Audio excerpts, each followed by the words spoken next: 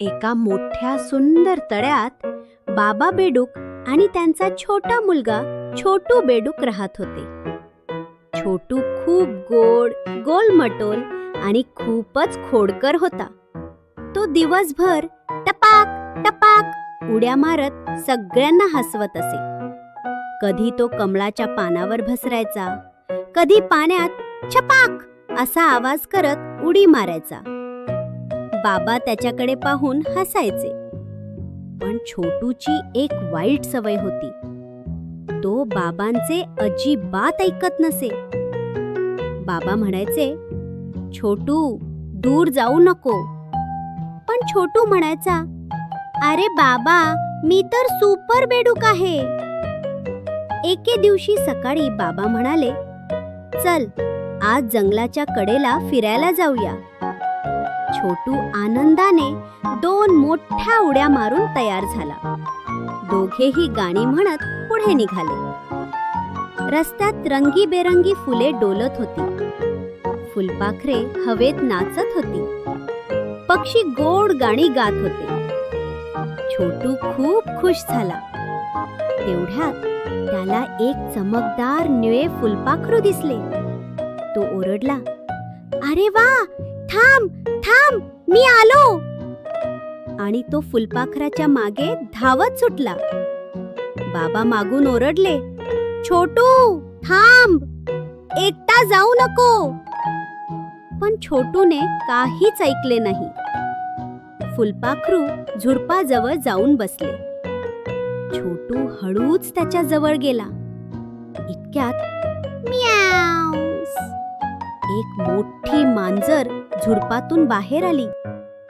तिचे मोठे डोळे छोटूकडेच पाहत होते. छोटू घाबरून गार झाला. त्याचे पाय थरथर कापू लागले. तो म्हणाला, आई ग, बाबा वाचवा. बाबांनी छोटूचा आवाज ऐकला.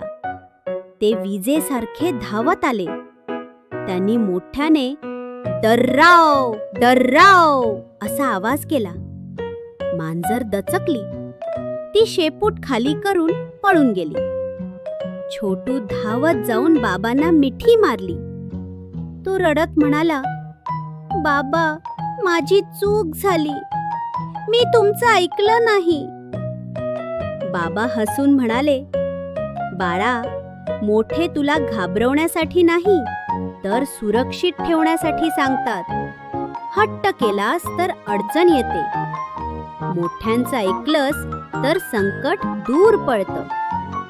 छोटूने लगेच कान पकडले. तो म्हणाला, सॉरी बाबा, आता मी कधीच हट्टीपणा करणार नाही. मी नेहमी तुमच्या जवळच राहीन. बाबांनी त्याला प्रेमाने मिठी मारली. दोघेही पुन्हा हसत खेळत तळ्याकडे परतले.